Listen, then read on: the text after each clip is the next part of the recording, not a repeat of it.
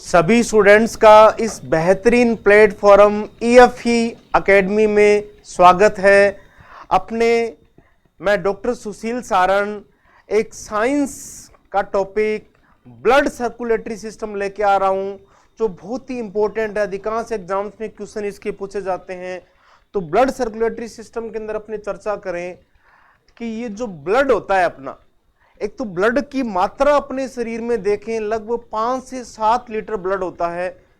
और ये 5 से 7 लीटर जो ब्लड है, उस ब्लड के अंदर एक ऐसी अवस्था होती है जिसको कहते हैं शुद्ध रक्त, ऑक्सीजन वाला ब्लड होता है। तो ऑक्सीजन वाला जो ब्लड है वो तो बहता है अपनी धमनियों के अंदर, आर्टरीज के अंदर। और CO2 वाला जो ब्लड होता है, कार्बन डाइऑक्साइड वाला ब्लड है, उसको कहेंगे विऑक्सीकृत या डीऑक्सीजनेटेड। और CO2 युक्त को विऑक्सीकृत भी कहते हैं, और कई बार अशुद्ध भी बोल सकते हैं, इम्प्योर ब्लड भी कह सकते हैं। तो ये जो अशुद्ध रक्त होता है, विऑक्सीकृत रक्त है, ये अपना बहेगा शिराओं के अंदर। तो दो प्रकार का रक्त लेंगे, एक तो शुद्ध रक्त ऑक्सीकृत, और दूसरा अशुद्ध रक्त विऑक्सीकृत। ऑक्सीजनेटेड ऑक्सीजन वाला रक्त है वो बहेगा धमनियों में, आर्टरीज में। और CO2 वाला जो ब्लड है वो बहेगा अपना विऑक्सीकृत रक्त है वेन्स में, और जिनको अपने कहते हैं शिराएं। ये आपको एक इमेज दिखा रखी है। इस इमेज में अपने देखें तो ये जो डायग्राम लिए अपनों ने, इस डायग्राम को देखें, ये हार्ट की पोजीशन बनाई हुई है। ये हार्ट है, ये अपना हार्ट है। और इसके बाद में जो जाल सा दिख रहा है, ये शिराओं का, धमनियों का ये पूरा जाल होता है अपने बॉडी के अंदर। और दूसरा ये रक्त वाहिनी के अंदर ये दिखा रखी है RBC, लाल रक्त कणिका। RBC घूमती रहती है इस प्रकार से। तो इसको बहुत ही डिटेल में पढ़ेंगे, बहुत ही इंटरेस्टिंग टॉपिक है ये, और एग्जाम्स में स्कोरिंग है ये, बहुत अच्छे क्वेश्चन आते हैं इसके। और फिर अपने आगे चर्चा करें तो इसमें इस स्लाइड के ऊपर जैसे क्वेश्चंस बने, एक तो सामान्य व्यक्ति में ब्लड की मात्रा कितनी होती है, तो 5-6 लीटर ब्लड होता है। 5 से लेकर 6 लीटर ब्लड होगा। 5 से 6 लीटर ब्लड की मात्रा होगी। और दूसरा, ऑक्सीजन वाला ब्लड, शुद्ध रक्त किस में बहेगा, वो बहेगा धमनियों के अंदर या आर्टरीज के अंदर बहता है। और CO2 वाला जो अशुद्ध रक्त है वो किस में बहेगा, वेन्स के अंदर बहता है, शिराओं के अंदर बहेगा। तो ये इसमें क्वेश्चन फॉर्मेट में लेना है। सामान्य व्यक्ति में रक्त की मात्रा 5 से 6 लीटर या 5 से 7 भी कह सकते हैं की बात है। और ऑक्सीजन वाला ब्लड किस में बहेगा, धमनियों के अंदर। और CO2 वाला डीऑक्सीजनेटेड या विऑक्सीकृत रक्त है वो किस में बहेगा, वेन्स के अंदर बहेगा। और यहां पर ये हार्ट की एक स्ट्रक्चर बना रखी है। देखो ये हार्ट की स्ट्रक्चर को अपने अलग से भी देखेंगे। अपना जो हार्ट होता है वो थोड़ा सा बाईं तरफ होता है, बाईं तरफ फेफड़े के पास होता है। इसको एक इमेज के द्वारा जैसे देखें, अपने इसको एक इमेज के द्वारा देखें, ऐसे समझो आप। इसमें जैसे ये हार्ट है,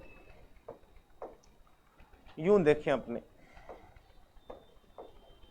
इस प्रकार से एक शेप लिया अपने। ये श्वास नली है, ये श्वास नली 2 भागों में बंट जाएगी ऐसे।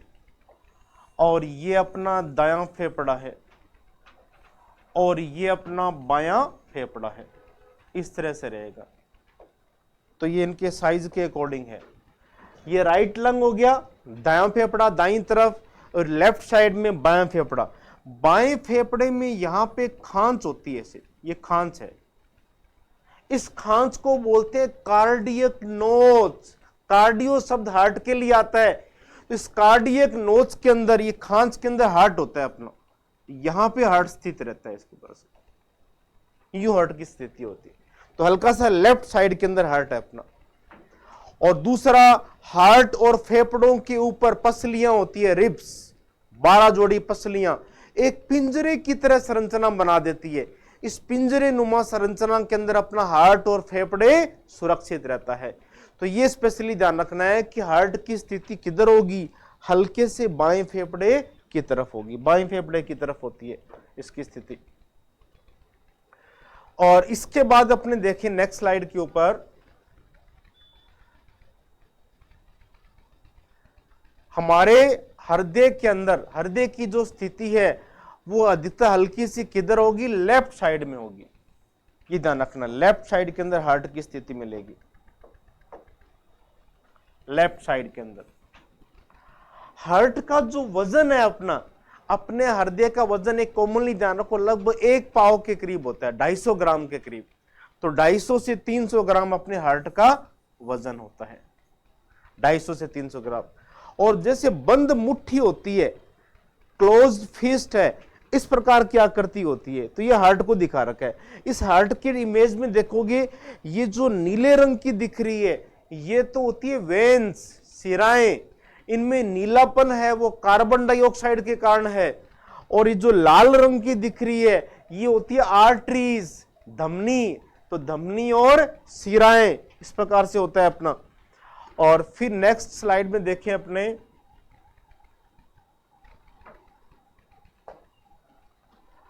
हृदय की संरचना के बारे में। अब आपको मैं एक पहले रफली संरचना बना के दिखाता हूं और फिर इस इमेज को अपने देखेंगे तो एकदम आपको क्लियर हो जाएगा। तो रफली इमेज अपने बना के देखें, इस प्रकार से हार्ट की स्ट्रक्चर बनाएं, अपने एक रफली इमेज बनाएं। तो यूं हार्ट है, जैसे इस प्रकार की संरचना होती है। जितने भी स्तनधारी प्राणी है, मैमेलियन गाय, भैंस, घोड़ा, गधा, हाथी, ऊंट, ब्लू व्हेल वगैरह, इन सभी जानवरों के अंदर हार्ट में 4 चैम्बर मिलते हैं। तो 2 आगे के चैम्बर होते हैं, 2 पीछे के चैम्बर होते हैं। आगे के जो चैम्बर होते हैं उनको बोलते हैं आलिंद या अट्रियम ओरिकल्स, आलिंद कहेंगे। पीछे के चैम्बरों को कहते हैं नीले, वेंट्रिकल्स। तो 2 तो आलिंद हो जाएंगे, 2 ही नीले हो जाएंगे। 4 ये चैम्बर होते हैं अपने हार्ट के अंदर। आलिंद जो होते हैं इनका आकार समान होता है, इनका बिल्कुल समान आकार होता है, लेकिन नीलियों का आकार समान नहीं है। नीलियों के अंदर क्या होता है, विभाजन असमान है। तो ये वाला जो नीले है, लेफ्ट नीले है, बायां नीले, लेफ्ट वेंट्रिकल, ये चारों चैम्बरों के अंदर सबसे बड़ा चैम्बर होता है, सबसे बड़ा चैम्बर होता है। इस प्रकार की संरचना अपने हार्ट की होती है, 2 आलिंद और 2 नीले। आलिंद का आकार बिल्कुल समान आकार का है और जो नीले है, नीलियों का आकार है वो असमान है, असमान होता है। और ये बाएं नीले सबसे बड़ा चैम्बर होता है। आलिंद और नीले के बीच ऐसे वाल्व होते हैं, यूं वाल्व है ऐसे, इनको अपने अलग से देखो, यूं वाल्व है ऐसे। तो इनके अंदर जो ब्लड है वो एक दिशा में बहेगा, इधर से इधर की तरफ बहेगा ऐसे, यूं वाल्व खुल जाएंगे ये। तो आलिंद से नीले की तरफ ब्लड बहता है, लेकिन नीले से आलिंद की तरफ यदि ब्लड जाता है तो ये वाल्व क्या हो जाएंगे, बंद हो जाएंगे। तो आलिंद से नीले की तरफ ब्लड को भेजने का काम करते हैं वाल्व। राइट साइड में अपने 3 वाल्व होते हैं। तो 3 वाल्व को कहते हैं try cuspid valve, try cuspid valve. By तरफ अपने 2 वाल्व होंगे, 2 के लिए वर्ड आएगा बाई, तो बाई कस्पिड वाल्व या मिट्रल वाल्व, इस प्रकार से वाल्व होते हैं। तो ये वाल्व अपने हार्ट के अंदर ब्लड को एक दिशा में जाने देंगे, आलिंद से नीले की ओर। तो ये चीजें अपने अपने पीपीटी के अंदर देखें। अब वहां पे क्वेश्चंस कैसे बन सकते हैं उनको लेके चलते हैं। अपने हृदय की संरचना बना रखी है इसके अंदर, देखो आप। अब ये जो संरचना है, इस संरचनाओं को थोड़ा डिटेल से देखें अपने। तो इसमें ये जो संरचना है ये आलिंद है, ये दूसरा आलिंद है, ये आलिंद का आकार समान है।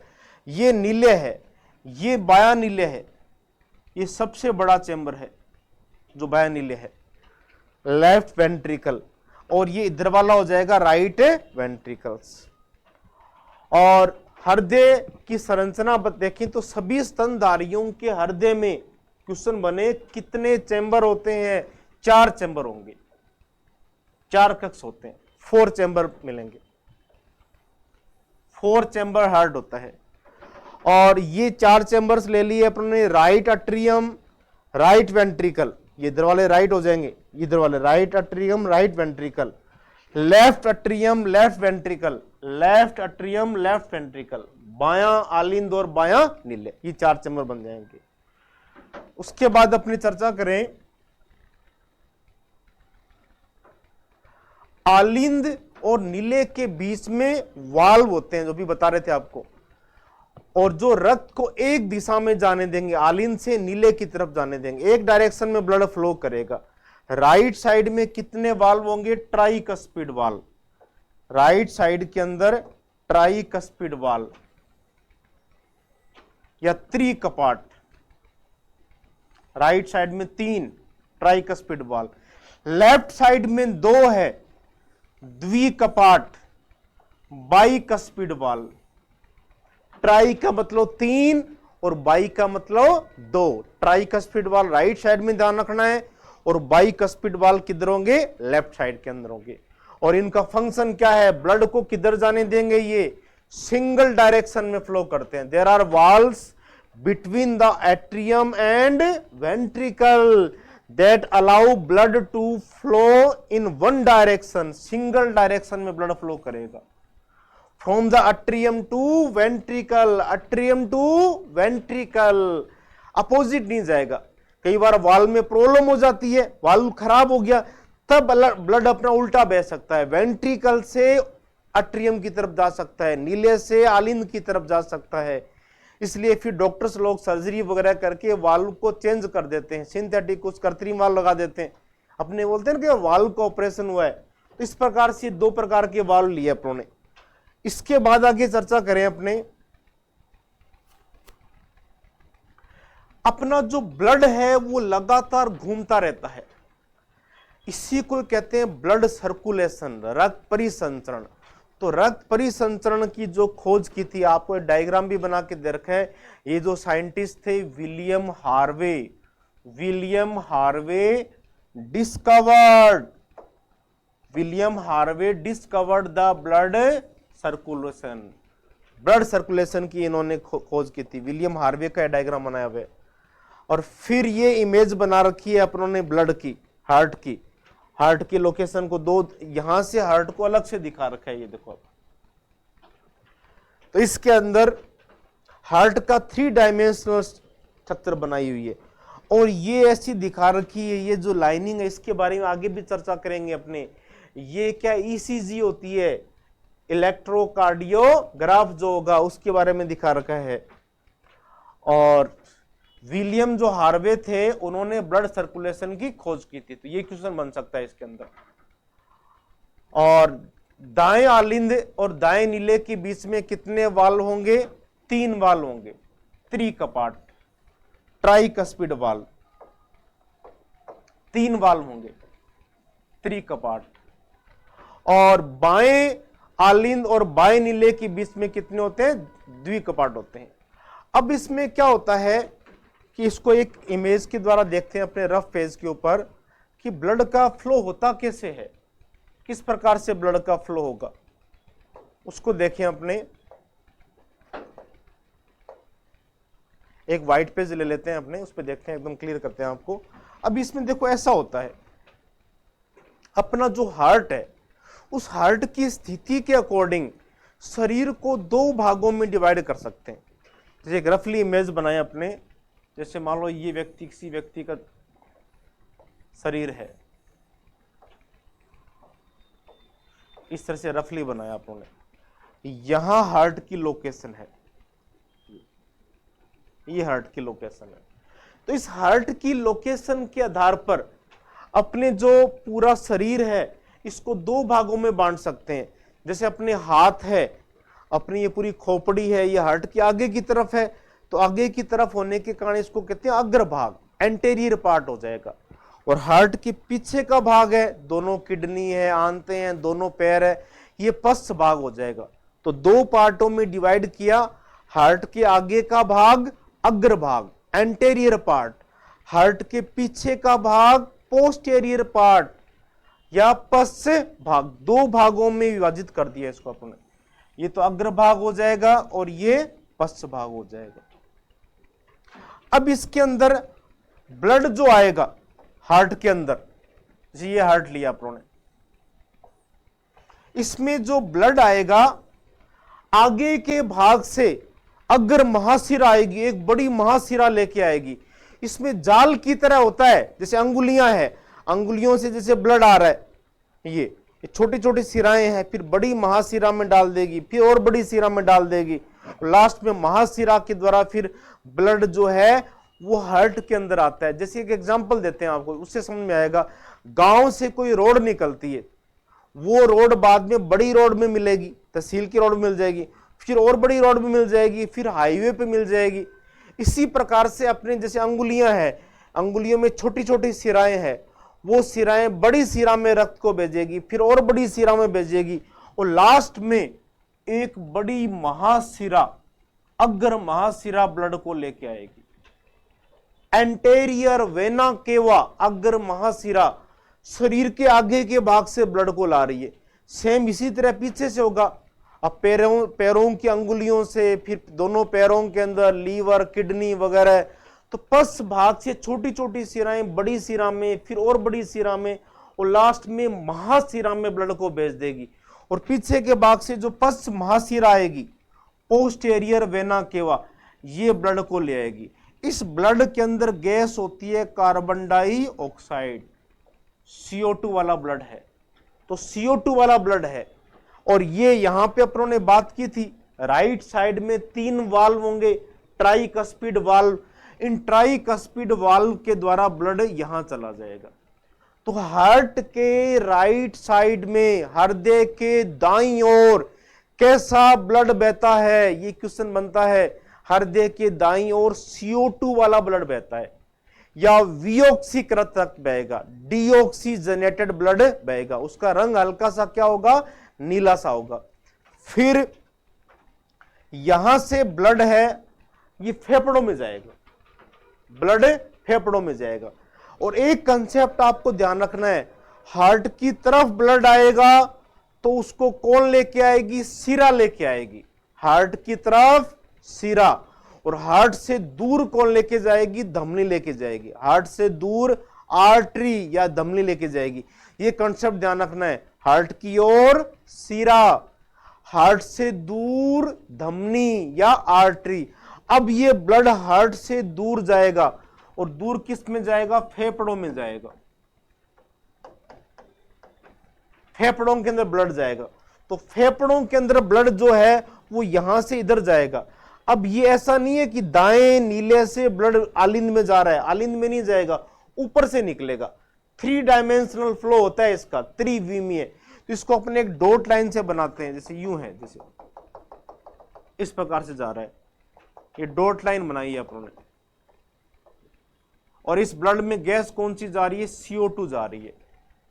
और हार्ट से दूर जा रही है, तो हार्ट से दूर जा रही है तो इसके लिए शब्द काम में क्या लेंगे, धमनी काम में लेंगे, आर्टरी। लेकिन ब्लड इसमें कैसा है, इसमें ब्लड CO2 वाला है, तो CO2 युक्त रक्त है इसमें। तो ऐसी धमनी को कहते हैं फुफ्फुसीय धमनी, पल्मोनरी आर्टरी। तो ये पल्मोनरी आर्टरी एकमात्र ऐसी आर्टरी है, एकमात्र ऐसी धमनी है जिसमें CO2 वाला ब्लड बहता है। बाकी सभी धमनियों में ऑक्सीजन वाला ब्लड बहेगा। अपवाद है, इसलिए एग्जाम में क्वेश्चन बनता है पल्मोनरी आर्टरी। फेफड़ों में CO2 को लेके जा रही है, और फेफड़ों से CO2 बाहर निकल जाएगी, बाहर निकल गई, और सांस लेने में अपने ऑक्सीजन लेते हैं, तो फेफड़ों के अंदर जो ऑक्सीजन गई वो फिर ब्लड में चली जाएगी, CO2 बाहर निकल जाएगी। श्वास को अपनों ने बाहर छोड़ा, CO2 को बाहर छोड़ दिया, और ऑक्सीजन को अंदर ले लिया। वो ऑक्सीजन पहले फेफड़ों में जाएगी, फिर फेफड़ों से ब्लड में चली जाएगी।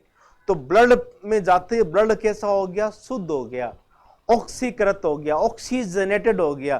तो रक्त का शुद्धिकरण, ब्लड का प्यूरिफिकेशन कहां पे होगा, फेफड़ों के अंदर होगा। फेफड़ों ने CO2 को निकाल दिया और ऑक्सीजन को एंटर करा दिया। तो ब्लड का प्यूरिफिकेशन पूछे तो कहां बताओगे, फेफड़ों के अंदर होता है। और फिर इसमें ऑक्सीजन आ जाएगी। कौन सी गैस आ रही है, ऑक्सीजन गैस आ रही है। अब ऑक्सीजन वाला जो ब्लड है वो यहां आएगा, इस जगह आएगा, इस चैम्बर में आ गया। और ये चैम्बर अपना कौन सा है, बाईं तरफ, बायां आलिंद है। और इसमें गैस कौन सी आ रही है, ऑक्सीजन आ रही है। यहां पर भी ध्यान रखना, एक कंसेप्ट है, ये ब्लड हार्ट की ओर आ रहा है, हार्ट की ओर ब्लड आता है तो उसको अपने कहते हैं सीरा, सीरा लेके आएगी। तो ये जो सीरा होती है, पल्मोनरी सीरा होती है, फुफ्फुसीय सीरा, ये एकमात्र ऐसी सीरा है जिसके अंदर जो ब्लड है वो कैसा बहता है, ऑक्सीजन वाला बहता है। बाकी सभी सीराओं में CO2 वाला बहता है। तो ये भी अपवाद है।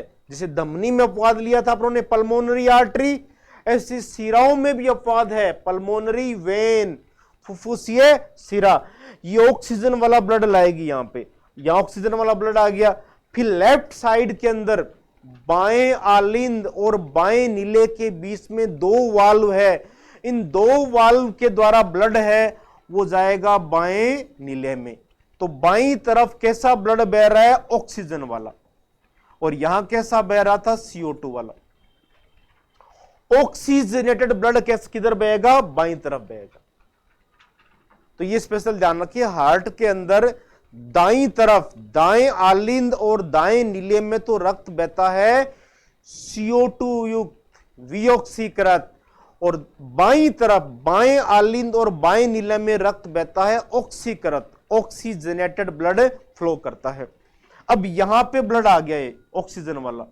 अब यहां से फिर क्या है, इसकी एक इमेज के द्वारा देखें, ये हार्ट है, आगे अपने ऊपर। तो ये जो चैम्बर है, इस चैम्बर में ऑक्सीजन वाला ब्लड आ गया, यहां से फेफड़ों से जो आया था। अब इस ऑक्सीजन को पूरे शरीर में भेजना है अपने को, तो हार्ट क्या करेगा, पंप करेगा ऐसे, इसमें कॉन्ट्रैक्शन होगा और फिर यहां से एक महाधमनी निकलती है, ग्रेट एरोटा, इस तरह से 3 डायमेंशनल, बाएं नीले से निकलेगी और एक महाधमनी होती है, ग्रेट एरोटा। ये महाधमनी ऑक्सीजन जो है उस ऑक्सीजन को पूरे शरीर में पहुंचाएगी। फिर इसकी खूब सारी ब्रांच निकल जाती है, जैसे हाईवे में नहीं होता कि हाईवे पे एक लिंक रोड निकलती है, ऐसे ये हार्ट, फेफड़ों से ऑक्सीजन आया हार्ट के अंदर, हार्ट से इस ऑक्सीजन की सप्लाई पूरे शरीर में की जाएगी, इसकी खूब सारी ब्रांचें निकल जाएगी। तो ये महाधमनी है और शरीर के हर भाग तक ब्लड पहुंचा दिया जाएगा। और अपने शरीर के हर भाग का, अपने शरीर का निर्माण किससे हो रहा है, कोशिकाओं से हो रहा है। तो हर कोशिका के अंदर ब्लड पहुंच जाएगा। कैसा ब्लड पहुंचेगा, ऑक्सीजन वाला, ऑक्सीकृत रक्त पहुंच जाएगा। क्योंकि हर कोशिका को ऑक्सीजन की जरूरत होती है, ऑक्सीजन के बिना तो कोशिका डेड हो जाएगी। इस प्रकार से ब्लड के अंदर जो हीमोग्लोबिन होता है मेनली, वो क्या करेगा, ऑक्सीजन का परिवहन कर देगा और कोशिकाओं में ऑक्सीजन को पहुंचा दिया जाता है। अब अपने स्लाइड के माध्यम से कुछ देखें कहां कहां से क्या क्वेश्चन बन सकते हैं। ये अपनों ने डिस्कस कर लिया था, इसमें एक क्वेश्चन यहां से बन सकता है कि रक्त का शुद्धिकरण, प्यूरिफिकेशन ऑफ ब्लड, रक्त का शुद्धिकरण कहां पे होता है, तो इसका आंसर आपको देना है फेफड़ों में होता है। यदि एग्जाम में ऐसा क्वेश्चन आ जाए कि ब्लड का फिल्ट्रेशन कहां होता है, तब फेफड़े नहीं देंगे, फिल्टर तो अपने किडनी में होता है। हानिकारक जो पदार्थ है, यूरिया, यूरिक एसिड वगैरह जो ब्लड में है, वो फिल्टर होकर यूरिन से बाहर निकल जाते हैं। तो ब्लड का फिल्ट्रेशन तो आंसर देंगे किडनी, और ब्लड का प्यूरिफिकेशन, शुद्धिकरण का मतलब CO2 गैस को बाहर निकालना, ऑक्सीजन गैस को अंदर डालना। तो वो कहां पे होता है, फेफड़ों में होता है। तो फेफड़ों के अंदर रक्त का क्या हो जाएगा, शुद्धिकरण हो जाएगा, प्यूरिफिकेशन हो जाएगा। तो ये क्वेश्चन इस स्लाइड पे बन सकता है। बाएं आलिंद से ऑक्सीजन युक्त रक्त जो है, ये आप लोगों ने चर्चा की थी, बाएं आलिंद से ऑक्सीजन युक्त रक्त है द्विकपाट, बाइकस्पिड वाल्व, द्विकपाट वाल्व के माध्यम से बाएं नीले में जाता है। और फिर महाधमनी जो है ग्रेट एरोटा, जो एरोटा है महाधमनी, ये फिर अपने पूरे शरीर में उस ब्लड को पहुंचा देगी। महाधमनी के द्वारा ब्लड पूरे शरीर में जाता है, पूरे शरीर में पहुंचा दिया जाएगा। और ये जो संरचना बना रखी है ब्लड के बारे में कि रक्त के अंदर जो हीमोग्लोबिन होता है वही ऑक्सीजन को कैरी करता है। तो कोशिकाओं के अंदर रक्त के द्वारा क्या पहुंचाई जाएगी? ऑक्सीजन पहुंचाई जाएगी। तो ऑक्सीजन का परिवहन कौन करता है? तो इसका आंसर बनेगा हीमोग्लोबिन करता है। हीमोग्लोबिन जो होता है वो ऑक्सीजन को कैरी करता है, रक्त का परिवहन करता है। एक हीमोग्लोबिन के साथ में 4 ऑक्सीजन के अणु जुड़ जाते हैं और फिर वो उसको कोशिकाओं में पहुंचा दिया जाता है। तो ऑक्सीजन का परिवहन कौन करेगा? हीमोग्लोबिन करेगा। हीमोग्लोबिन के द्वारा होता है ऑक्सीजन का परिवहन। उसके बाद में क्या होगा? कोशिका जो है वो, जैसे ये कोशिका लें अपने, ये सेल है अपने पास, सेल या कोशिका है।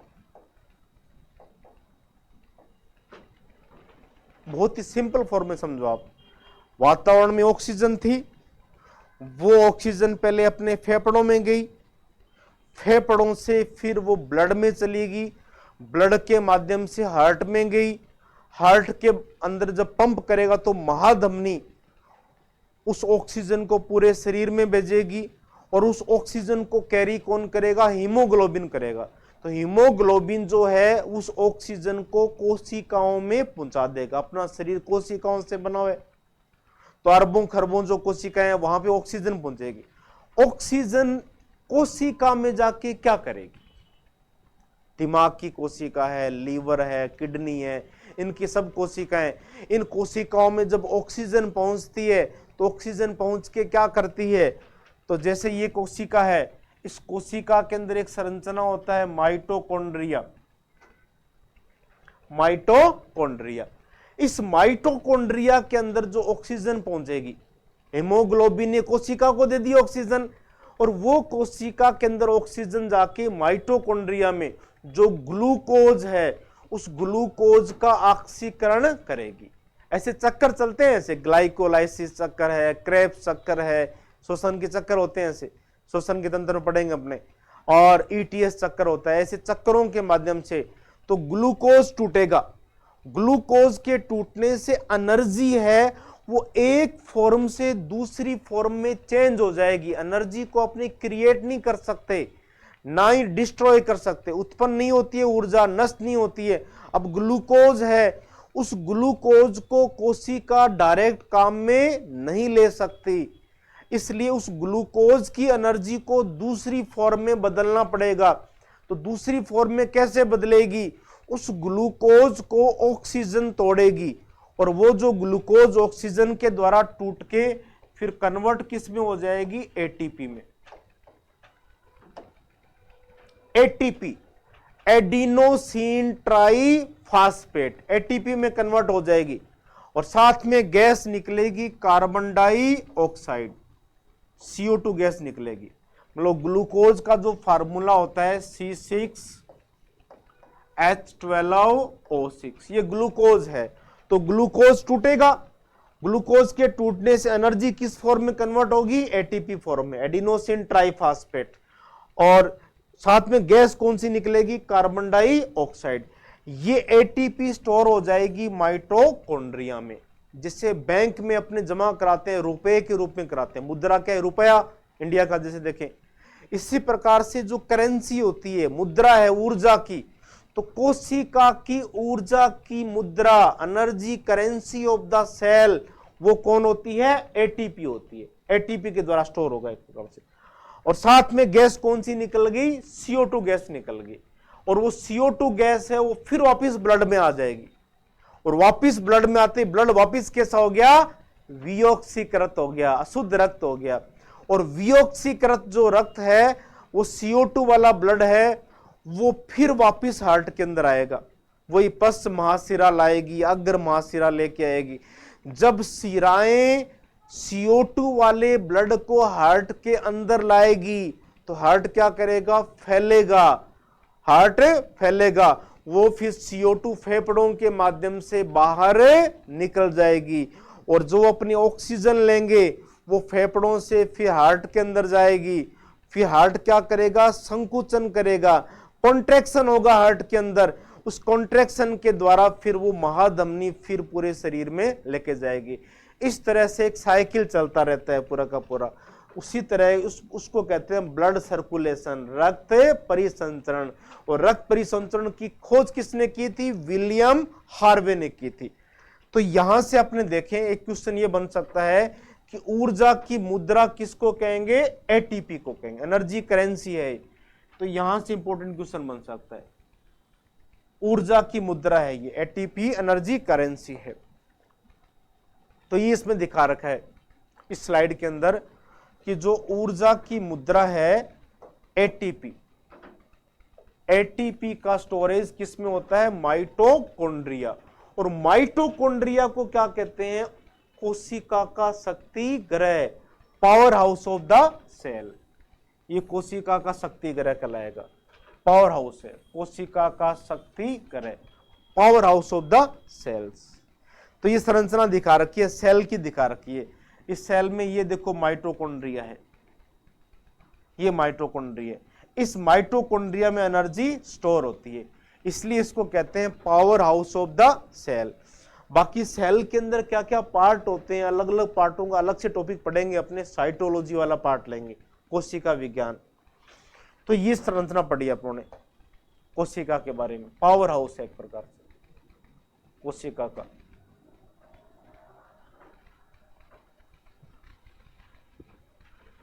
और अब इसमें इस स्लाइड के अंदर अपने जैसे देखें कि जब शिराएं रक्त को हृदय में लेकर आती है, मतलब शिराएं हैं वेन्स, जब ब्लड को हार्ट में लाएगी, ब्लड को हार्ट में लाएगी तो जैसे ब्लड आएगा हार्ट के अंदर, हार्ट फैलेगा, तो हृदय में क्या होता है, प्रसार होता है, हृदय फैलता है। रक्त को हार्ट में लेके आएगी तब हार्ट के अंदर क्या होगा, प्रसार होगा, हार्ट फैलता है। और जब CO2 वाला ब्लड हार्ट से बाहर निकल गया फेफड़ों के द्वारा, और फिर फेफड़ों से ऑक्सीजन वाला ब्लड आ गया हार्ट के अंदर, उस ऑक्सीजन वाले ब्लड को पूरे शरीर में पहुंचाना है, तब हार्ट क्या करेगा, पंप करेगा, ऐसे संकुचन करेगा। हार्ट में क्या होगा, संकुचन होगा, मतलब शरीर में जब रक्त को पहुंचाना है तब हार्ट क्या करता है, संकुचन करता है, संकुचन होगा हार्ट के अंदर, कॉन्ट्रैक्शन होगा। तो इस प्रकार से हार्ट के अंदर लगातार, अब ये देखो डायग्राम दिखा रखा है, तो नॉर्मल हार्ट को दिखा रखा है आपने, ये नॉर्मल हार्ट है, नॉर्मल कंडीशन में। और जब शिराएं CO2 वाला ब्लड है हार्ट के अंदर लाएगी, तो जैसे ब्लड हार्ट में अंदर आता रहेगा तो हार्ट फैलेगा, तो ये हार्ट में प्रसार हो रहा है, देखो ये प्रसारित, एक्सपेंडेड हार्ट, फैले हुए हार्ट की स्थिति है, फैला हुआ हार्ट है ये, और ये नॉर्मल हार्ट है प्रकार।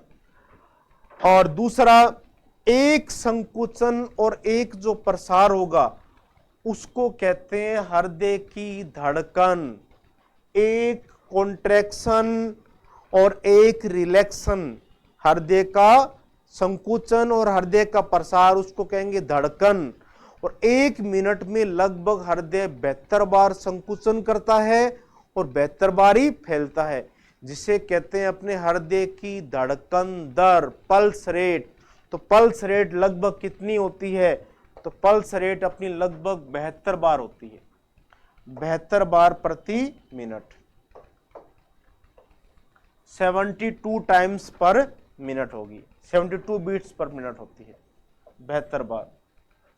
और हृदय की धड़कन को नापने के लिए एक जो मीटर आता है, इस तरह का मीटर होता है, देखो आप इसको रफली इमेज में देखें अपने, इस तरह का मीटर होता है हृदय की धड़कन दर को नापने वाला, यू मीटर होता है। इन दोनों को कानों में लगा लेंगे और इससे हृदय की धड़कन को देखा जाता है। इस उपकरण को कहा जाता है स्टेथोस्कोप। तो हृदय की धड़कन दर को किससे लेंगे? स्टेथोस्कोप से लेंगे। और दूसरा इसमें क्या होता है, हृदय जब संकुचन करता है, पूरे शरीर में ऑक्सीजन को फैलाना होता है, भेजना होता है, हृदय में कॉन्ट्रैक्शन होगा, उस कंडीशन में ब्लड प्रेशर ज्यादा होता है और वो प्रेशर होता है 120। इस प्रेशर को कहते हैं सिस्टोलिक, सिस्टोलिक ब्लड प्रेशर, संकुचन वाला सिस्टोलिक ब्लड प्रेशर। और दूसरा, जब हृदय के अंदर ब्लड आएगा, हृदय फैलेगा, अब फैलते समय प्रेशर कम होगा और वो प्रेशर कितना होता है? 80 होता है। 80 पैमाना होता है मिलीमीटर के अंदर, पारे के दाब के बराबर, Hg। तो ये 80 होता है, ये होता है डायस्टोलिक, डायस्टोलिक। तो ये अपने को स्पेशल इंपॉर्टेंट क्वेश्चन बनता है यहाँ पे, सामान्य व्यक्ति का बीपी ब्लड प्रेशर कितना होता है? 120/80 मिलीमीटर पारे के दाब के बराबर। 120 कौन सा है? संकुचन वाला है, जब प्रेशर ज्यादा होगा। और 80 कौन सा है? प्रसार वाला है, वो कितना होता है? 80 होता है। तो 120/80 मिलीमीटर पारे के दाब के बराबर ये ब्लड प्रेशर होता है। और ब्लड प्रेशर यदि इससे ज्यादा है, 140/90 से भी ज्यादा हो गया, तो उस कंडीशन को कहते हैं हाइपरटेंशन, ब्लड प्रेशर बढ़ गया। और 120/80 से कम हो गया, 100/80 से भी कम हो गया, उसको कहते हैं हाइपो। दो टर्म याद रखनी है, नीचे के लिए आता है हाइपो, ऊपर के लिए आएगा हाइपर। तो हाइपरटेंशन और हाइपोटेंशन। और नॉर्मल ब्लड प्रेशर कितना होगा? 120/80। एक चीज ध्यान रखना, एग्जाम के अंदर आपको दो ऑप्शन मिल सकते हैं। एक ऑप्शन ऐसे मिल जाए 120/80 और एक ऑप्शन हो 80/120। तो 80/120 वाला गलत होगा। सिस्टोलिक ब्लड प्रेशर को हमेशा पहले लिखते हैं और डायस्टोलिक को हमेशा बाद में लिखा जाता है। इस प्रकार से रहेंगे, सिस्टोलिक आगे रहेगा, डायस्टोलिक बाद में रहेगा। अब इस ब्लड प्रेशर को नापते किससे हैं? तो नापने का एक जो मीटर आता है, इस तरह से आपने देखा होगा, यूं पारे का स्केल चलता रहता है ऐसे, कांच की एक इस तरह से ट्यूब सी होती है, उसमें पारे का पैमाना चलता रहता है। और एक ऐसा बैलून सा होता है जिसके द्वारा डॉक्टर इसमें हवा भरता रहता है।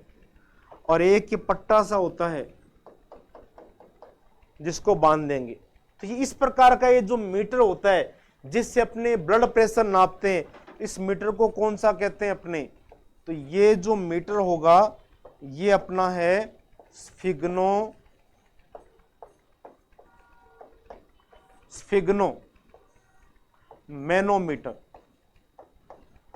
स्फिग्नोमेनोमीटर ब्लड प्रेशर नापने का। धड़कन नापने का तो स्टेथोस्कोप, कान वाला हो। और ब्लड प्रेशर नापने का कौन सा होगा? स्फिग्नोमेनोमीटर। ये दो मीटरों का ध्यान रखना आप।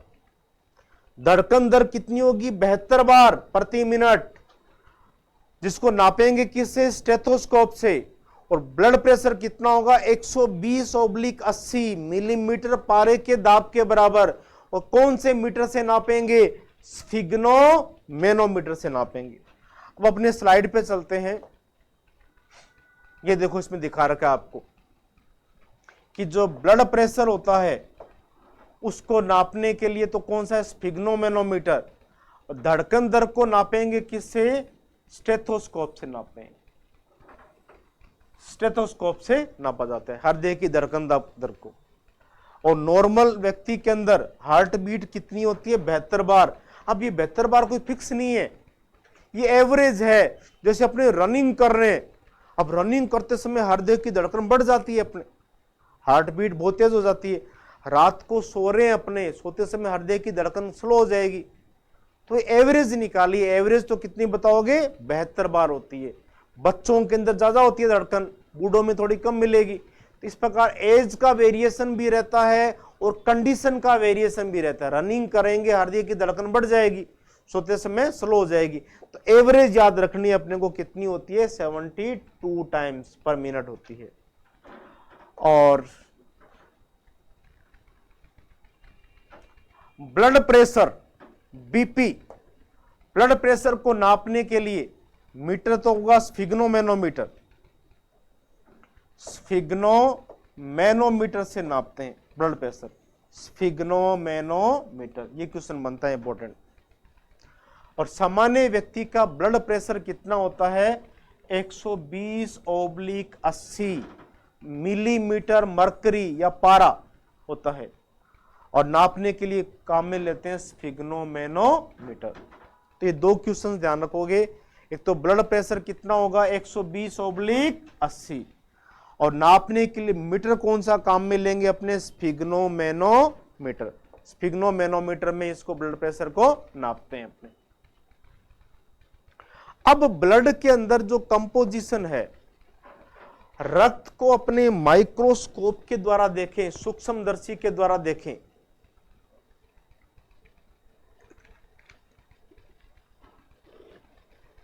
पानी खूब सारा पिया करो आप लोग।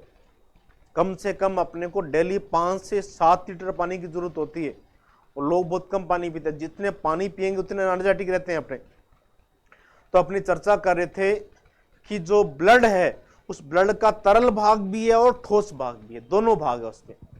माइक्रोस्कोप से देखेंगे अपने, तो तरल जो भाग होता है उस भाग को कहते हैं प्लाज्मा। तरल भाग को प्लाज्मा कहेंगे। और प्लाज्मा जो है वो टोटल ब्लड का 55% होता है। 55% भाग केवल तरल है, लिक्विड है ब्लड का। और प्लाज्मा का काम क्या होता है? अपने शरीर के अंदर जितने भी हानिकारक पदार्थ बनते हैं, जैसे यूरिया वगैरह बनते हैं, उस लीवर से यूरिया को किडनी में लेके आएगा और फिर यूरिन को बाहर निकाल देगा। आंतों के अंदर ग्लूकोज है, जो पतित भोजन है, उस ग्लूकोज को पूरे शरीर में पहुंचाना है तो कौन पहुंचाएगा? प्लाज्मा पहुंचाएगा। तरल भाग कहेंगे। अनेक हार्मोन है, कहने का मतलब शरीर के अंदर अनेक प्रकार के जो ठोस कण होते हैं, यूरिया है, अनेक ग्लूकोज है, हार्मोन्स है, इनका शरीर में परिवहन करना, ट्रांसपोर्टेशन करना, तो वो काम कौन करेगा? प्लाज्मा करता है। जैसे मतलब पानी के जहाज होते हैं, तो पानी जो है वो जहाज के लिए एक माध्यम प्रदान करता है। इसी प्रकार से अपना जो प्लाज्मा है, ये प्लाज्मा अपने शरीर में जो ठोस कण है उनको एक भाग से दूसरे भाग में जाना है। जैसे आरबीसी है, लाल रक्त कणिका है, डब्ल्यूबीसी है, प्लेटलेट्स है, तो इनको शरीर में घूमना है चारों तरफ। तो इसके लिए माध्यम प्रदान कौन करेगा? प्लाज्मा करेगा। तो ये ठोस कणों को यूरिया, ग्लूकोज, अनेक प्रकार की रक्त की कोशिकाएं हैं, उनको शरीर के एक भाग से दूसरे भाग में ले जाने का काम करता है। और प्लाज्मा का अधिकतर 90 से 92% भाग जल ही होता है, और बाकी लगभग 6 से 8% भाग उस पे प्रोटीन होती है। और प्रोटीन के अंदर प्लाज्मा में देखें 3 प्रोटीन मेन होती है। पहले आप ध्यान से सुन लो अच्छी तरह से, फिर अपने पीपीटी के ऊपर देख लेंगे। 3 प्रोटीन मेन होती है। एक तो होती है एल्बुमिन। एल्बुमिन, देखो पढ़ाई करने का तरीका है, पहले ध्यान से सुना करो, बी गुड लिसनर, और फिर ध्यान से देखा करो बोर्ड के अंदर। तो अपनी जो इंद्रियां है वो जितनी ज्यादा काम करेगी उतना ही अपने को लर्निंग पावर क्या होती है? ज्यादा होती है। तो पहले सुन के याद करें, फिर देख के याद करें, और फिर घर पे रिवाइज करें। इस प्रकार लिख लिख के याद भी कर सकते हो आप, अनेक मेथड है लर्न करने के। तो लेकिन यहाँ पे मैं स्पेशल 2 मेथड बता रहा हूँ। पहले सुना करो ध्यान से, गुड लिसनर, फिर पीपीटी देखा करो। तो इसमें अपनों बात कर रहे थे कि प्लाज्मा में 3 प्रोटीन है। एक प्रोटीन होती है एल्बुमिन। एल्बुमिन क्या करती है? कि एक जो शरीर के अंदर रक्त का जो प्रेशर है, कोशिकाओं में कोशिका द्रव्य का जो प्रेशर है, ऑस्मोटिक प्रेशर, परासरण दाब, उस परासरण दाब को बनाए रखने का काम कौन सी प्रोटीन करेगी? एल्बुमिन करेगी। एक प्लाज्मा की प्रोटीन होती है ग्लोबुलिन। ग्लोबुलिन, तो ग्लोबुलिन प्रोटीन क्या करती है? रोग प्रतिरोधक क्षमता को बनाती है। अपनी जो इम्यूनिटी पावर होती है, रोगों से लड़ने की क्षमता है, उस क्षमता को कौन बनाती है? ग्लोबुलिन बनाती है। तीसरी प्रकार की प्रोटीन है फाइब्रिनोजन। फाइबर से होते हैं इसके अंदर। तो फाइब्रिनोजन चोट लगने के बाद रक्त का थक्का बनाने का काम करती है। तो ये 3 प्रोटीन है प्लाज्मा की। एल्बुमिन परासरण दाब को बनाएगी, ऑस्मोटिक प्रेशर को। ग्लोबुलिन इम्यूनिटी पावर को बनाती है, रोगों से लड़ने की क्षमता प्रदान करती है। और फाइब्रिनोजन चोट लगने के बाद रक्त का थक्का बनाने का कार्य करती है। और दूसरा, प्लाज्मा में कुछ गैसें भी होती है, इस तरह से पार्ट रहते हैं। तो इसमें ये देखिए रक्त की संरचना के अंदर, तो रक्त का तरल भाग है प्लाज्मा।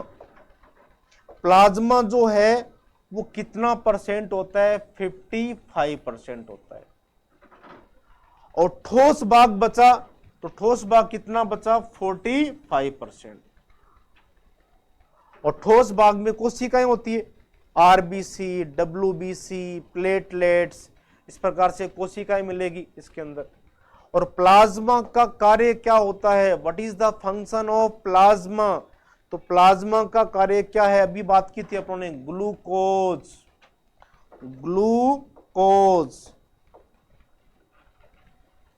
ग्लूकोज, यूरिया, हार्मोन, ये जितने भी तत्व है, रक्त कोशिकाएं, आरबीसी, डब्ल्यूबीसी, प्लेटलेट्स, इनका क्या करेगी? परिवहन करेगी। ट्रांसपोर्टेशन करने का काम कौन करता है? प्लाज्मा करता है। ट्रांसपोर्टेशन का काम है इनका। Transportation of RBC, WBC, platelets, इनको भी करेगी। इनका परिवहन करने का काम करता है प्लाज्मा। तो यदि प्लाज्मा बॉडी के अंदर नहीं हो तो ये आरबीसी शरीर के एक भाग से दूसरे भाग में जा ही नहीं पाती। तो इनका परिवहन करने का काम कर दिया इसने प्लाज्मा का। तो ये इंपॉर्टेंट फंक्शन ध्यान रखोगे। और प्लाज्मा की परसेंटेज कितनी बताई थी आपको? 55% बताई थी। अब ये प्लाज्मा का कंपोजिशन है। प्लाज्मा में जल की मात्रा कितनी है? लगभग 90 से 92% जल ही होता है। 6 से 8% क्या है? प्रोटीन। और 1 से 2% अन्य पदार्थ है। प्रोटीन के अंदर 3 प्रकार की प्रोटीन की चर्चा की थी अपनों ने। एक तो ग्लोबुलिन परासरण दाब को बनाएगा। एल्बुमिन और फाइब्रिनोजन, ये 3 प्रकार की प्लाज्मा की प्रोटीन होती है। अलग अलग फंक्शन हो जाएगा इनका।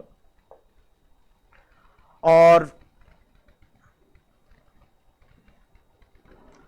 अब इनका फंक्शन बता रखा है इसमें। ग्लोबुलिन जो होगी, ग्लोबुलिन ये जो प्रोटीन है ये इम्यूनिटी पावर बनाती है, रोगों से लड़ने की क्षमता प्रदान करेगी अपने को।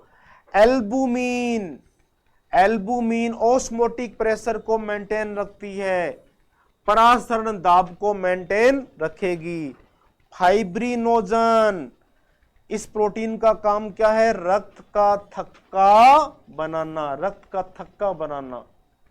ब्लड क्लोटिंग का फॉर्मेशन करता है। तो इनको एक बार अच्छी तरह से याद कर लो आप, ये इंपॉर्टेंट पार्ट है इसमें। ये जब रिकॉल करोगे तभी याद हो पाएगा आपका। ग्लोबुलिन प्रोटीन का काम क्या है? रोग प्रतिरोधक क्षमता बनाना, इम्यूनिटी पावर को डेवलप करना। एल्बुमिन प्रोटीन का काम ऑस्मोटिक प्रेशर को बनाना, परासरण दाब को बनाए रखना। फाइब्रिनोजन प्रोटीन का कार्य चोट लगने के बाद रक्त का थक्का बनाना। ये 3 प्रोटीन है प्लाज्मा की, ग्लोबुलिन, एल्बुमिन और फाइब्रिनोजन। और इन अलग अलग प्रोटीन के कार्य अपनों ने डिस्कस कर लिए। अब इसमें बात करेंगे आगे रक्त के ठोस भाग का। तरल भाग तो प्लाज्मा था, और प्लाज्मा में इंपॉर्टेंट क्वेश्चन प्रोटीन पे आते हैं उनके।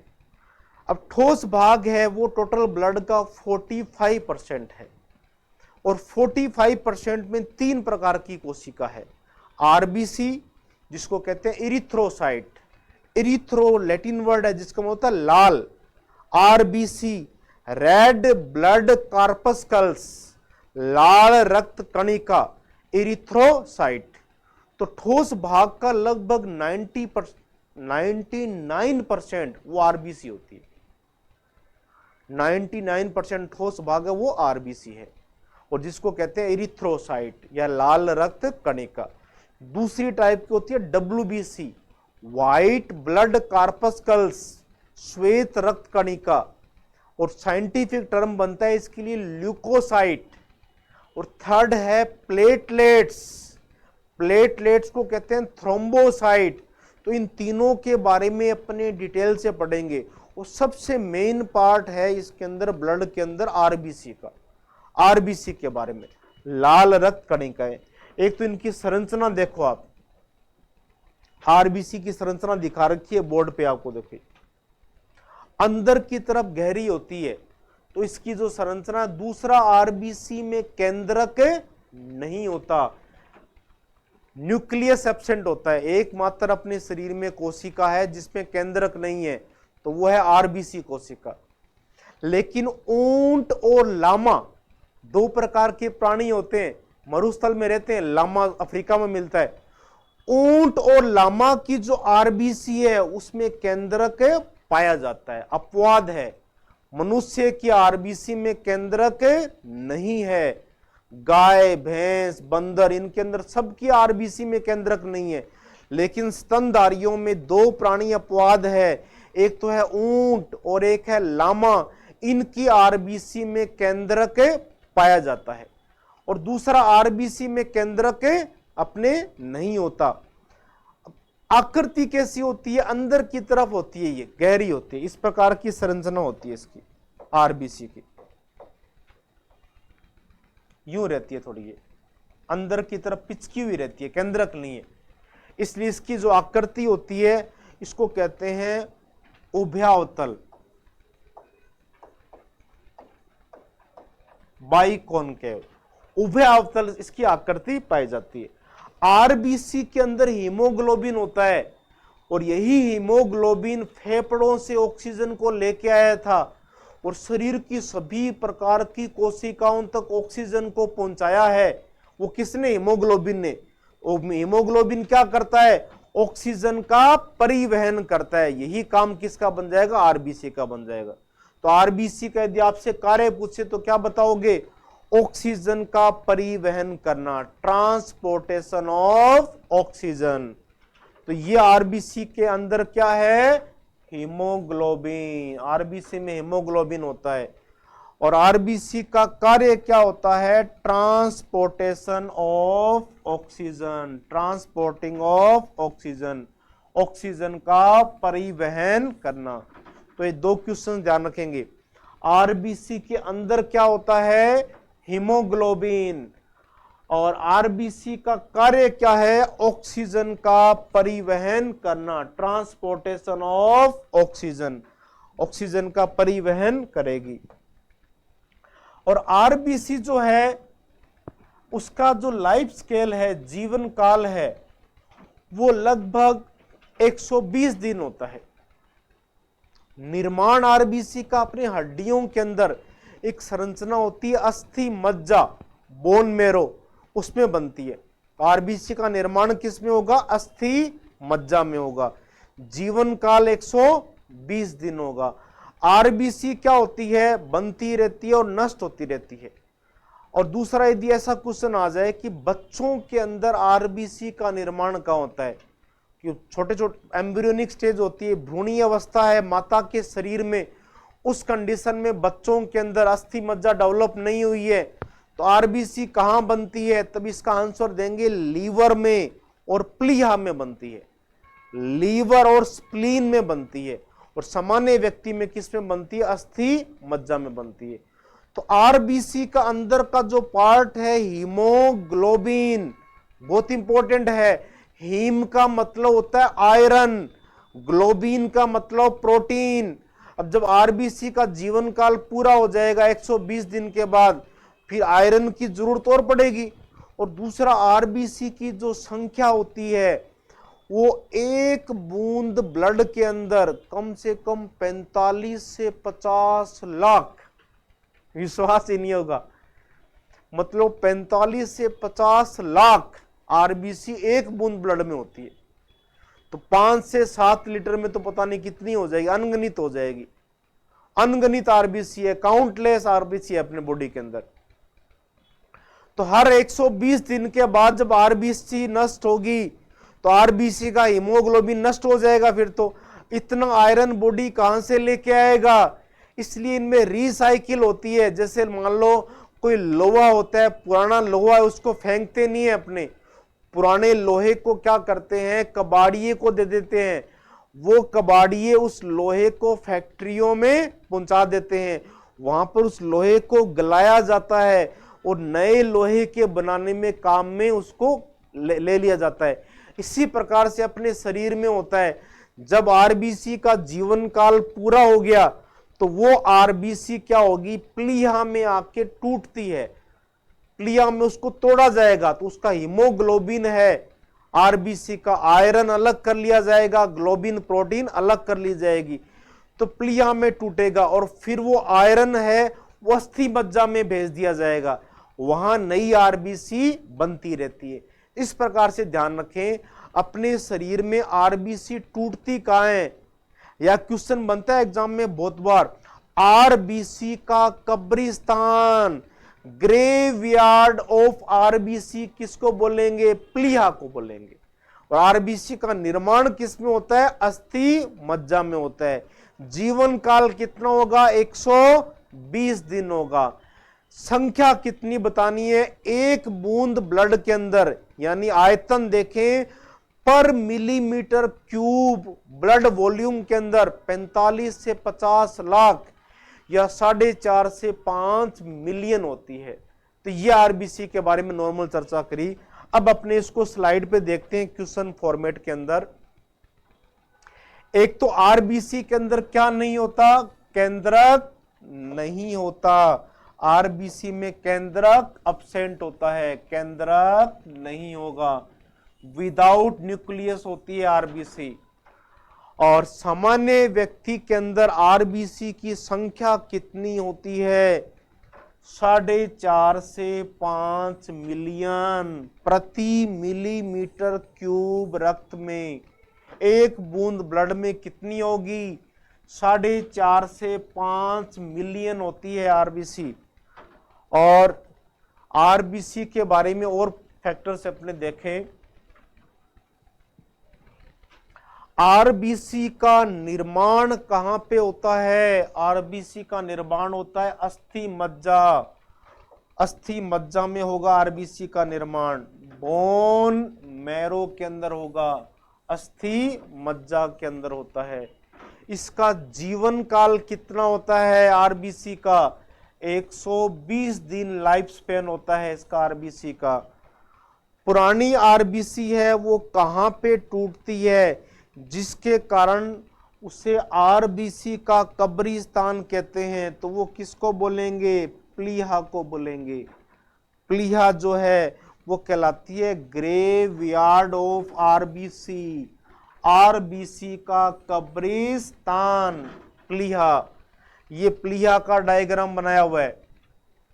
अपना जो स्टोमक होता है अमाशय उसके पास होती है, इस प्रकार की स्ट्रक्चर है ये प्लीहा है, गुलाबी सी ये दिखा रखी है, देखो ये अमाशय है, स्टोमक के पास होता है। इसको साधारण भाषा में तिल्ली भी कहते हैं। इस क्वेश्चन को अच्छी तरह से याद कर लो आप, आरबीसी का कब्रिस्तान बहुत बार रिपीट होता है एग्जाम के अंदर, तो वो कौन होगा, ये होगी प्लीहा होगी।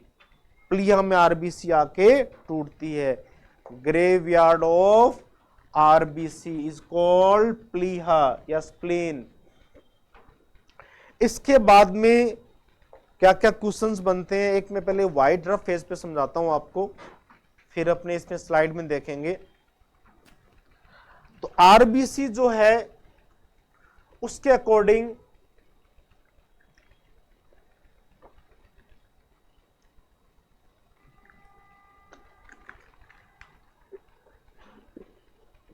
इस टॉपिक के अंदर सबसे जो इंपॉर्टेंट पार्ट है जिसमें से क्वेश्चन अधिकतर आते हैं, स्कोरिंग है बहुत ही, और वो है ब्लड ग्रुप से संबंधित। ब्लड ग्रुप कैसे निकालते हैं इसको पहले मैं रफली समझाता हूं आपको। जैसे जो आरबीसी कोशिका है, आरबीसी जो सेल है, ये आरबीसी कोशिका है। जैसे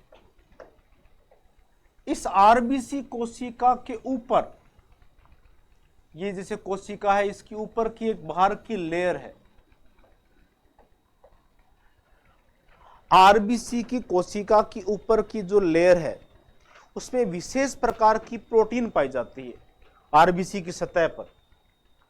तो आरबीसी की सतह पे जो स्पेशल टाइप की प्रोटीन है, विशेष प्रकार की प्रोटीन है, उस प्रोटीन को कहा जाता है एंटीजन।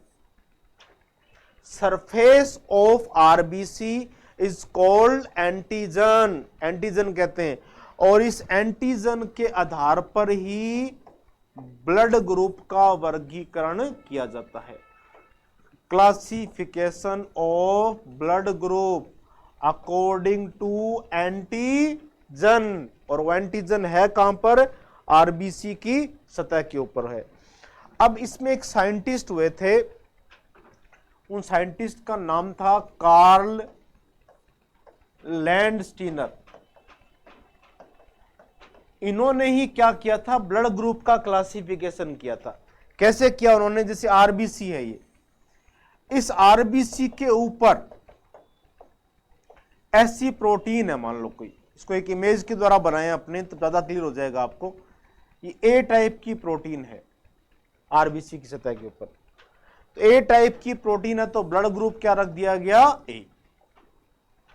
आरबीसी के सरफेस के ऊपर जिसे गोल गोल से बना दिए उन्होंने, ए टाइप की प्रोटीन है तो ब्लड ग्रुप क्या बन गया? ए ब्लड ग्रुप बन गया। और दूसरा, आरबीसी की सतह के ऊपर ऐसे ट्रायंगल में बना दें अपने, अलग शेप दिखाई दे देगी, इस टाइप की प्रोटीन है आरबीसी की सतह पे, त्रिभुजाकार यूं प्रोटीन है जैसे, इसको उन्होंने नाम दे दिया बी। बी टाइप की प्रोटीन, तो ब्लड ग्रुप क्या बन गया? बी बन गया। आरबीसी की सतह पे ए टाइप का protein, blood group A. B type का एंटीजन, ब्लड ग्रुप बी। दोनों ही टाइप का है, ऐसा है। जैसे यू आरबीसी ली, इसमें ए टाइप का भी है, बी टाइप का भी है। ए टाइप भी है और बी टाइप भी है, दोनों टाइप के हैं, दोनों टाइप की प्रोटीन प्रेजेंट है। ये ए टाइप लिया आप लोगों ने, ये बी टाइप, यानी दोनों ही टाइप के एंटीजन प्रेजेंट है। तो ऐसी कंडीशन के अंदर ब्लड ग्रुप क्या बन जाएगा? ए बी टाइप का हो जाएगा, ए बी ब्लड ग्रुप। तो ए बी ब्लड ग्रुप में दोनों एंटीजन होंगे, ए एंटीजन भी होगा और बी एंटीजन भी होगा। और यदि कोई आरबीसी ऐसी है जिस आरबीसी पे किसी टाइप का कोई प्रोटीन नहीं है, ना तो ए टाइप का है ना बी टाइप का, दोनों ही एंटीजन एब्सेंट है, तो इस कंडीशन में ब्लड ग्रुप क्या बन जाएगा? ओ ब्लड ग्रुप बन जाएगा। तो बहुत ही सिंपल सा कंसेप्ट है, इसको वापस समझ लो ध्यान से। एक साइंटिस्ट हुए सन 1900 के अंदर, कार्ल लैंडस्टीनर, तो उन्होंने बताया कि जो आरबीसी है उस आरबीसी की सतह के ऊपर एक विशेष प्रकार की प्रोटीन होती है, उस प्रोटीन को नाम दिया एंटीजन। और एंटीजन यदि ए टाइप का है, ए टाइप का है तो ए ब्लड ग्रुप, बी टाइप का है तो बी ब्लड ग्रुप, दोनों ही टाइप के एंटीजन है, ए भी है और बी भी है तो ए बी ब्लड ग्रुप। और एंटीजन नहीं है, ना तो ए टाइप का है ना बी टाइप का, तो ब्लड ग्रुप कौन सा हो जाएगा? ओ ब्लड ग्रुप हो जाएगा। तो ब्लड ग्रुप का वर्गीकरण करने का जो आधार होता है वो होता है एंटीजन। और एंटीजन के विपरीत रक्त का जो तरल भाग होता है प्लाज्मा, उस प्लाज्मा के अंदर भी एक प्रोटीन होती है, उस प्रोटीन को नाम दिया जाता है एंटीबॉडी। एंटीबॉडी, तो ये एंटीबॉडी विपरीत प्रोटीन है और ये है कहां पर, रक्त के तरल भाग में है, और एंटीजन कहां पे, आरबीसी की सतह पे है। अब ए एंटीजन होगा, उसमें बी एंटीबॉडी होगी। इसे अलग अलग दिखाने के लिए फिर कैसे करें अपने, तो एंटीबॉडी को स्मॉल लेटर में शो करेंगे। ए ब्लड ग्रुप है तो उसमें एंटीबॉडी होगी small B, B blood group उसमें antibody small A, A B blood group उसमें एंटीजन दोनों है ए और बी, उसमें एंटीबॉडी नहीं होगी। और ओ ब्लड ग्रुप है उसके अंदर एंटीजन नहीं होता, उसमें एंटीबॉडी दोनों मिलेगी, स्मॉल ए स्मॉल बी। बिल्कुल भी टेंशन मत करो आप, ये जो भी आपको पढ़ाया जा रहा है दो वे से पढ़ा रहा हूं, पहले आपको एक्सप्लेन कर रहा हूं मैं, और फिर भी समझ में नहीं आता तो पीपीटी पर एक्सप्लेन करूंगा, तब ध्यान से देखना। आप दो प्रकार से लर्निंग करनी है, एक तो पहले सुन के लर्निंग करनी है और फिर देख के लर्निंग करनी है, पक्का हो जाएगा बिल्कुल। मतलब आपको बताना है कि एंटीजन के विपरीत प्रोटीन को कहते हैं एंटीबॉडी। एंटीबॉडी कौन से ब्लड ग्रुप में नहीं होती, ओ ब्लड ग्रुप में एंटीबॉडी क्या है, दोनों होती है, लेकिन ए बी ब्लड ग्रुप में एंटीबॉडी नहीं होती। अब इनको अपने जैसे देखें स्लाइड के द्वारा, रक्त समूह का वर्गीकरण सन 1900 में कौन से वैज्ञानिक ने किया था, और इसके लिए इस वैज्ञानिक को नोबेल प्राइज भी दिया गया था। तो ये वैज्ञानिक कौन थे, कार्ल लैंडस्टीनर। साइंटिस्ट का नाम ध्यान रखोगे आप, कार्ल लैंडस्टीनर। इन्होंने ब्लड ग्रुप को क्लासिफाई किया था। अब इसमें ये जो डायग्राम दिखा रखा है आपको, देखो ये ए ब्लड ग्रुप को दिखा रखा है, ए ब्लड ग्रुप में ए एंटीजन है, बी ब्लड ग्रुप में बी एंटीजन है, ए बी ब्लड ग्रुप में ए बी है, ओ में एंटीजन नहीं है। चार प्रकार के ब्लड ग्रुप दिखा रखे हैं। और क्या क्वेश्चन बन सकते हैं इनके अंदर, इसको अपने देखें कि जो एंटीजन है, एंटीजन के विपरीत प्लाज्मा जो है रक्त का तरल भाग, उसमें उपस्थित प्रोटीन को क्या कहते हैं, एंटीबॉडी कहा जाएगा। एंटीजन के विपरीत रक्त के तरल भाग में उपस्थित प्रोटीन को क्या बोलेंगे, एंटीबॉडी कहा जाएगा, एंटीबॉडी कहते हैं। और एंटीबॉडी को हमेशा कौन से अक्षरों से शो करेंगे, छोटे अक्षरों से शो करेंगे, स्मॉल लेटर से शो करते हैं।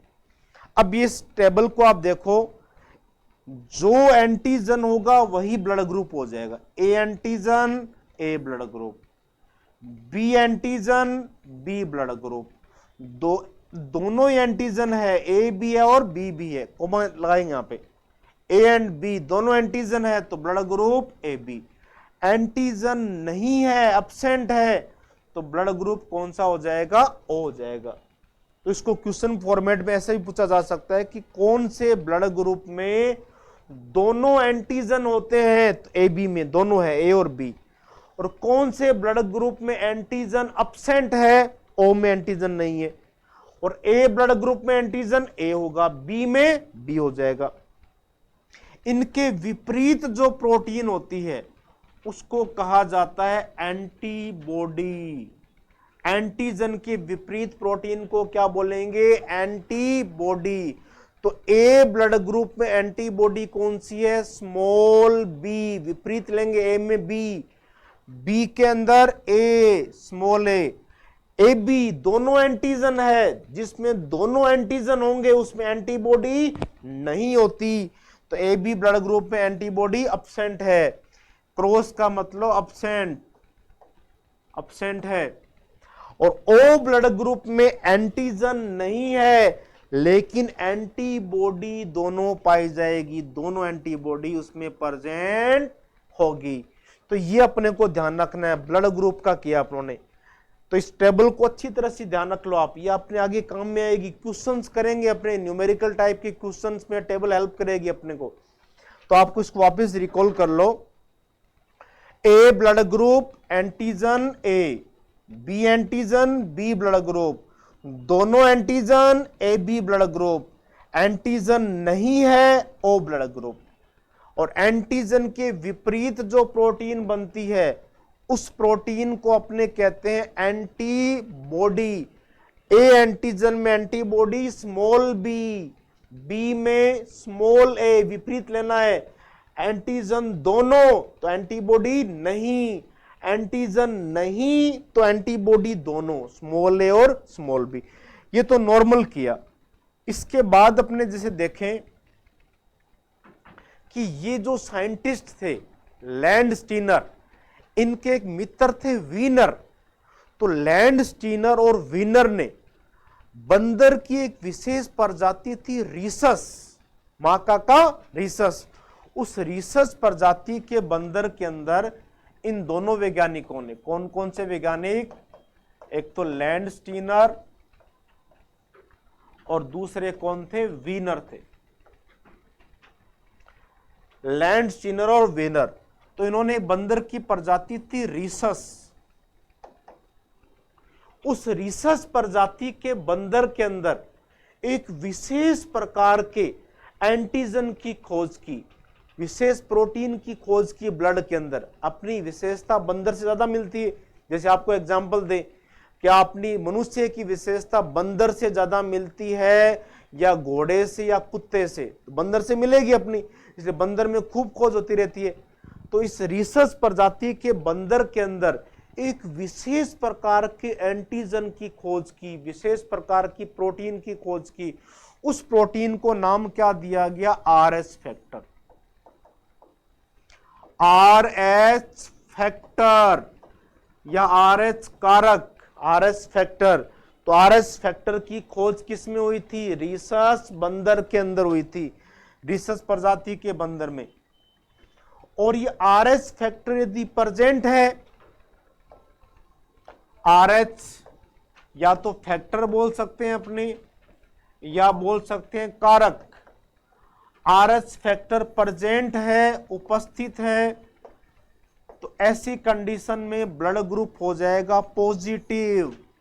आरएच फैक्टर अब्सेंट है, अनुपस्थित है, आरएच फैक्टर नहीं है, तो ब्लड ग्रुप क्या हो जाएगा, नेगेटिव।